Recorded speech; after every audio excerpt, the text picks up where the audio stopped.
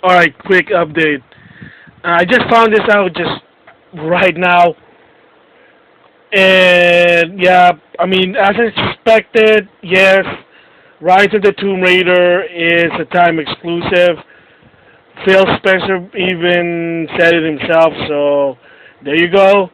It's great that it is a time exclusive. It's not a permanent exclusive because that would be bad. But the question is, for how long? I mean, the bottom line is it shouldn't be even exclusive in the first place, but whatever. So, yeah, when I did the vlog, it was on Tuesday, and I just found this out I think on Wednesday about it. So again, for people, yes, Rise of the Tomb Raider is not exclusive for Xbox One. I mean, it is, but it's just a time exclusive that it'll eventually be on the PC and PS4. So there you have it. So with that, let the main vlog start. Hello guys, Action once again, and this is gonna be the vlog part of my update slash vlog August the 13th, 14th. I don't know when I'm gonna put it up.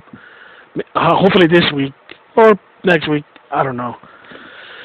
Okay, kind of pointless there, but here we go. The vlog part. First, I want to talk about the current thing. I guess it's sort of a controversy what happened in Gamescom. And if you still don't know what happened, and here's the shocker, something that people did not see this coming.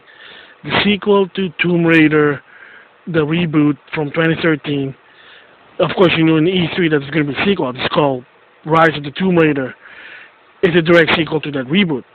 But the catch is, in holiday 2015, it will be an Xbox One exclusive. Again, it's like, wait, what? Well, wait, 2014 and you're still doing exclusive? Like, why? That's wrong. You could say wrong or right. It's a business, and I'll explain that. So, first of all, you're thinking, oh my gosh, Tomb Raider 2015 only for Xbox One? So I have two choices, either buy an Xbox One or skip this game out. And I'll explain what's the better choice for that one. So, but the question really is also one is it's going to be permanently exclusive or it's going to be a year exclusive or 6 months. We don't know yet. Hopefully it's a time exclusive because exclusive game in 2014, that should be gone. I'm sorry. Third-party games should not even be exclusive. Especially in America. And if it is exclusive, especially if it's a AAA game, if it's a good game, it should not be exclusive. If the game is bad, like Dynasty Warrior, Musa Warrior series, then you gotta understand that. Different story. But Tomb Raider, the reboot, was a AAA game. It sold a lot. And I know Square Enix, if you heard, Square Enix was disappointed. But at the same time, they're desperate for money because they were losing money because of Final Fantasy 14, how they messed that up. Different story. I would, excuse me, but I would recommend listening to Game Horizon on that because they will tell you the history of Final Fantasy 14, why it was failed and trying to fix it. So, again, different story. Game Horizon, I think they talk about that. They do talk about it, excuse me. But backing it to Tomb Raider, Rise of the Tomb Raider. Was it a good move for Square Enix to do it? This is a little tricky. In the perspective of business for Microsoft, it is, I hate to say it, it is a good move. Because the reason is, chances are they'll give consumer reason to buy an Xbox One. And of course, if you know the history of it, ever since it was launched before E3 2014, not a lot of people were buying Xbox One because, well, you have to buy one with a Kinect. It's kind of stupid. People didn't want to Kinect. They tried it, and I mean, I don't mind it with a Kinect, but I know a lot of people do.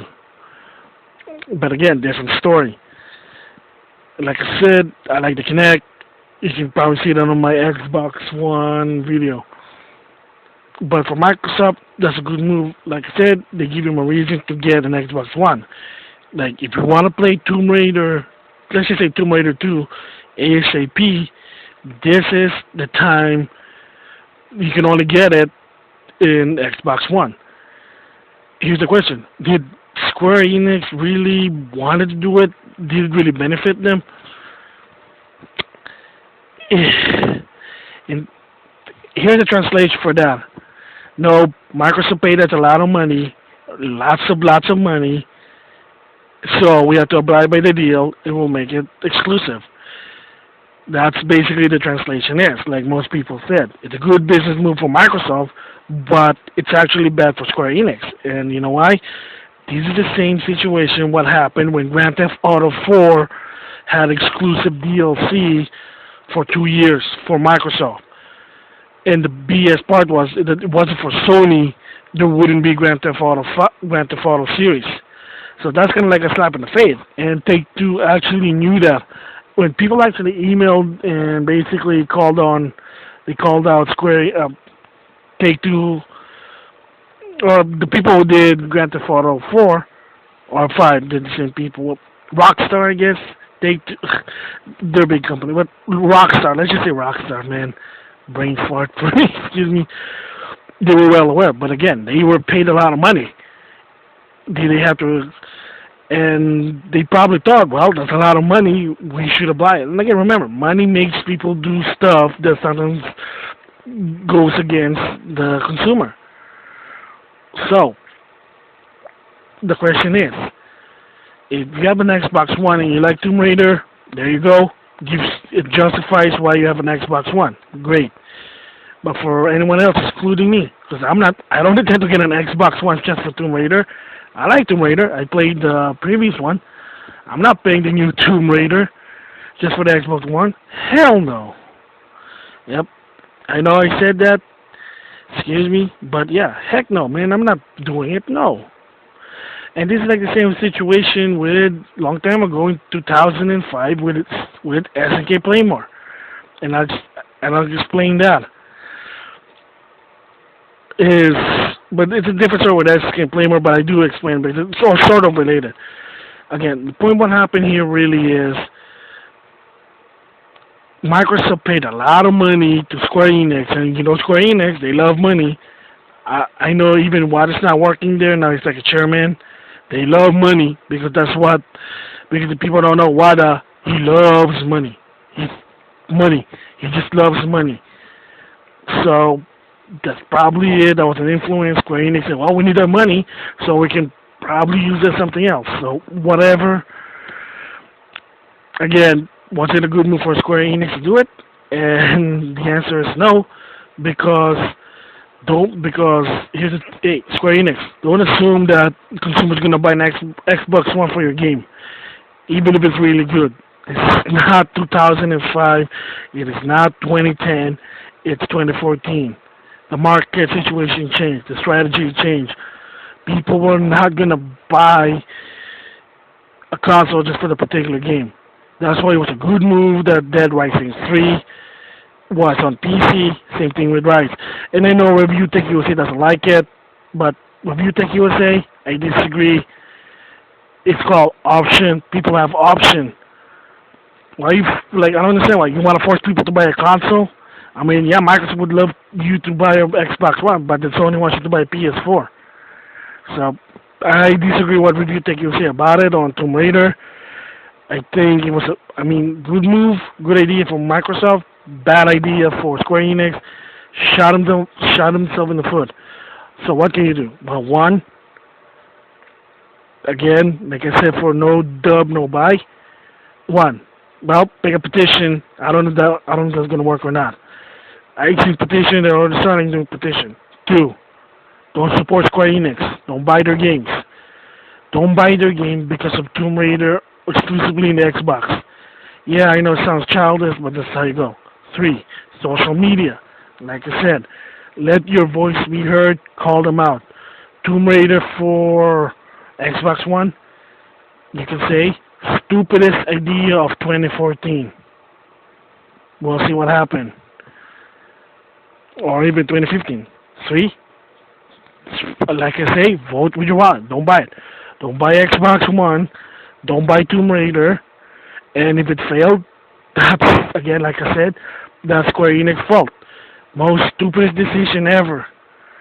Knowing that fans who want to support this are going to get pissed off. Again, try to please the most.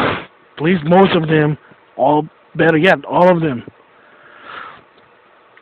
So, again, it is basically unfortunate for Tomb Raider, but we'll see what happens. Let's see if it sells or not. Like I say, it could be time exclusive, but for me personally, I don't intend to buy it until I can play it on the PS4. That's just my personal opinion.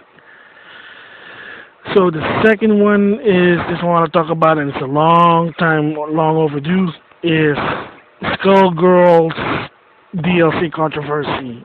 Well, not anymore, but it was at its time that it was. And for people who don't know, let me just take you back. What's going on? They did Skullgirl, good game. I had the game. I bought it like for $5 because it was a sale.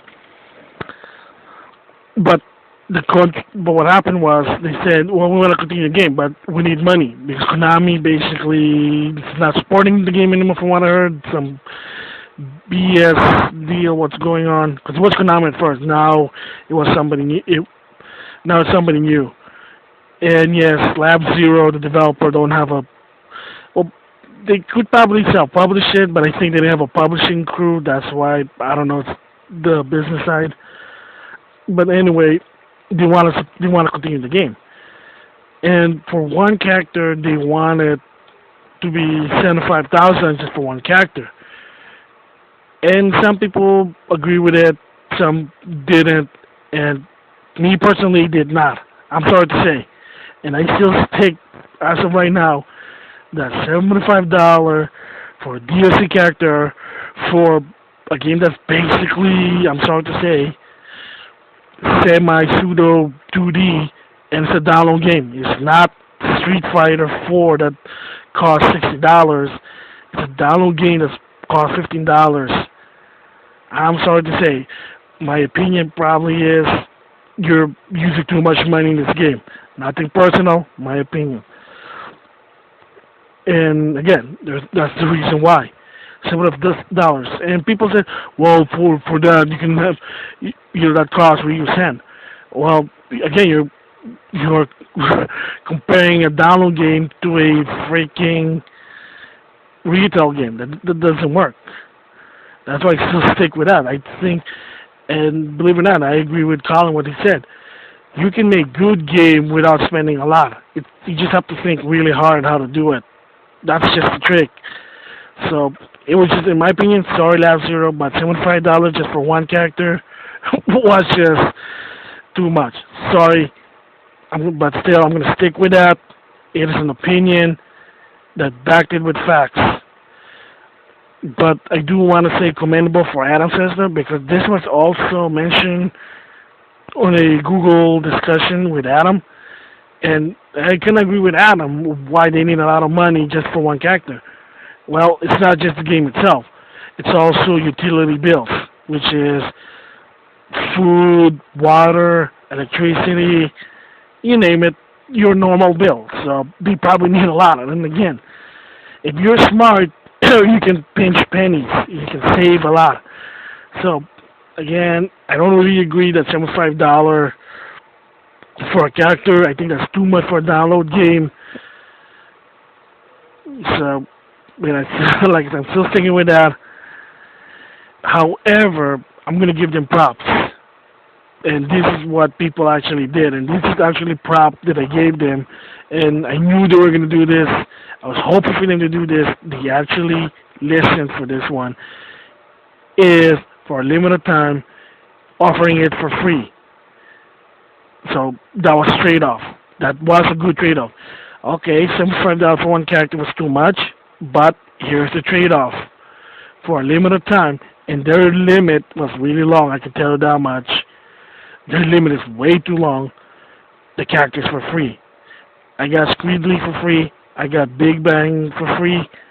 and I'm waiting for the third new character they're working on. They say they're almost done with it. So props to Labs here to actually the trade-off is they were offering for free, and the limit is just not 2 weeks. I think it was 8 weeks. Correct me if I'm wrong. So that's the good part there. So again, hands down to Lab Zero. I may not agree with their cost, and I know they did a breakdown, but I still don't agree with it. But prop for basically making enough for it by offering it for free for people. Heck, it doesn't matter if you have the game or not. Go to the store and just put it on your download list. That's why I love the Sony store. Microsoft, I think they do it. Nintendo, take note. You should really be doing that. But stupid Nintendo is that you can't really do it until you have the game. So, to Nintendo. So, backward company. So, again, props to Lab Zero. Even though it costs a lot, do a trade-off. Square Enix, all I can say to you guys is dumbest move of 2014. Awesome. Hope you can sell 5 million copies worldwide. Haha, man. Alright, I do apologize on that. It's getting late here. I'm about to go to sleep, I know. So, those are my updates and vlog. More Megamix Game Showcase coming. It's on the works. Thanks for listening for me rambling. So with that, that's it for now. I'll see you guys later. Bye.